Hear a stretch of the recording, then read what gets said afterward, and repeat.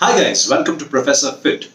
When I train my clients, I like to tell them that there are three critical things in order for you to go about winning in the game of fat loss. The first one is, of course, the diet. The second one is your routine. And the third one is the intensity.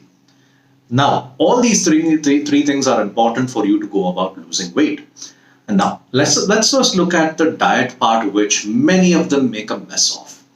Why is the diet part so important? Because the amount of calories that you consume should be significantly lesser than the amount of calories that you burn. Your body requires 2000 calories in a day. If you're able to stick to 1400 or 1600 calories in a day, you will be able to see the weight loss procedure start. Now, the other thing that you should understand is the intensity and the routine that you follow. So when you talk about routine here, it refers to what is it that you do in a day or in a week in order for you to keep yourself active. For example, your routine should involve you minimizing stress levels. Cortisol is a hormone that triggers stress, and usually when cortisol is triggered, you have insulin, and when insulin is being triggered, you get that sensation of hunger.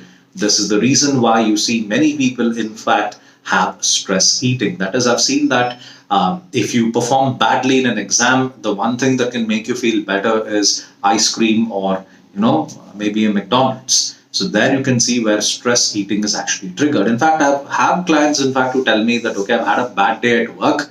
I ate a chocolate bar and I feel better after eating a chocolate bar. That's nothing but stress eating. So how do you minimize your stress levels? It all depends from person to person. For me, it is gaming. It could also be reading a book. It could also be a very powerful thing which I've recently discovered, which is, of course, meditation. So this is the way, in fact, you could look after your routine in a week or on a day-to-day basis. Another important thing which many people neglect would be sleep. And you need at least about 7 to 9 hours of sleep in a day for you to start seeing results in your fat loss journey. Now, the other thing that you need to understand is the intensity. A lot of people don't understand the meaning of progressive overloading.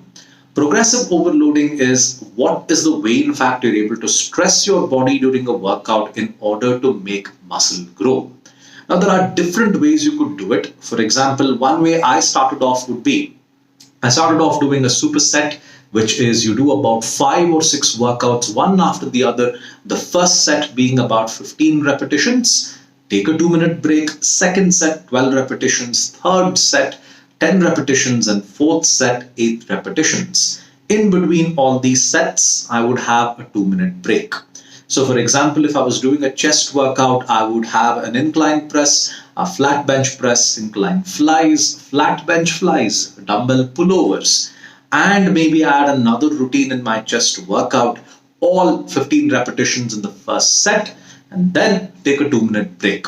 Now, this is a very intensive way in which you're going to make sure that your body, the muscle fibers, in fact, tear a little bit and they start to regrow and become stronger. Of course, it may not happen for all the people right away, but this is one of the ways, in fact, you can consider progressive overloading. Another way you can do progressive overloading is a normal set in between each set. This is what I'm currently doing right now. In between each set, I take just about 30 seconds or 45-second break. And then I continue doing up to about 4 sets. So first 15, second 12, 10, and then 8. In between all of that, it's just about 30 seconds, maximum 45 seconds. And I don't really lift very heavy weights, but I make sure that the amount of rest time that I take is less. This is also another form of progressive overloading. So these are the ways, in fact, you can keep your workout intensity as high as possible. The mistakes that I see people make in the gym is they come to the gym without any plan whatsoever. For example, with the intensity of their workouts, I see many of them with a bad form. That is, their shoulders swing, their entire body swings when they're doing a certain workout, and they just do not keep the right form intact in order to maximize the intensity of that workout. Many people are under the impression that their back should be bent like this, their shoulder should be moving like this, and so on, and that messes up their form and that can lead to injury. All this matters for your routine and your intensity. So if you want to, in fact, make sure that your fat loss journey is successful, stick to a right diet.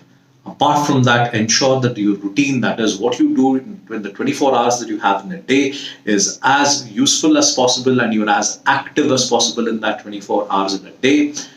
Get your sleep, 7 to 8 hours of sleep, 7 to 9 hours of sleep at least in a day, and of course, your workout intensity. Do not be that person who lifts the lightest possible weight in the gym. It's fine if you're a beginner, but if you are a person, in fact, who's quite experienced, don't lift the lightest possible weight in the gym. Don't do the easiest workout in the gym. By that, I mean that awful treadmill. I'm sorry, I have a huge bias towards the treadmill and the cardio equipment. I honestly do not find any results in doing that. So don't do the easiest possible workout and make sure that your body is stressed without, of course, injuring yourself. So keeping this in mind, folks, thank you for listening to Professor Fitt. Do like, share, and subscribe. And as always, thank you for watching. See you guys. Have a nice day. Bye.